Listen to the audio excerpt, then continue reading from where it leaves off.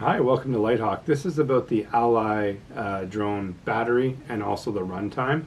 So we do get emails time to time asking why the runtime on this particular product is kind of the 5 to 10 minute range.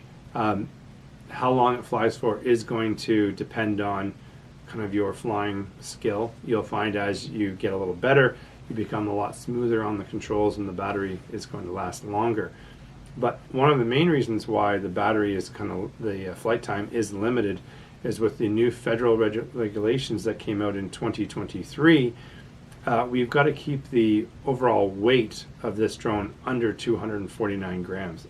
Anything more than that, you require an actual pilot's license, which is modified for RCs, and also you've got to register and your drone or flying toy with the federal government. So as we are truly selling a toy here, and it's kind of a lot of people may use this as their training wheels, if you will, when they move their way up to more of a professional type drone.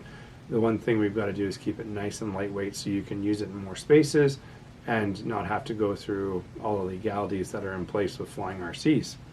So this is our first time we've done this, but the battery itself is like a cartridge to push down here on the lower back of the drone, and the battery slides out.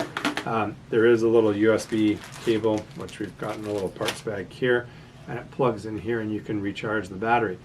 Now, available at the Litehawk shop.ca, if you just go into Ally, you can go and get different bits for this particular toy, but you can get extra batteries. And we do recommend people who are kind of traveling or wanting to use this more and maybe they don't have access to charging right away to get an extra battery. With the cartridge style, it's just as easy as once it's charged, put it in the back, push through, and we'll just see here when we push down, and our drone is all powered up and ready to go. So hopefully you understand a little bit more about the battery, the runtime, and also how easy it is to take in and out. So again, if you have any other questions or kind of topics you'd like to see for videos in the future, please reach out to service@litehawk.ca.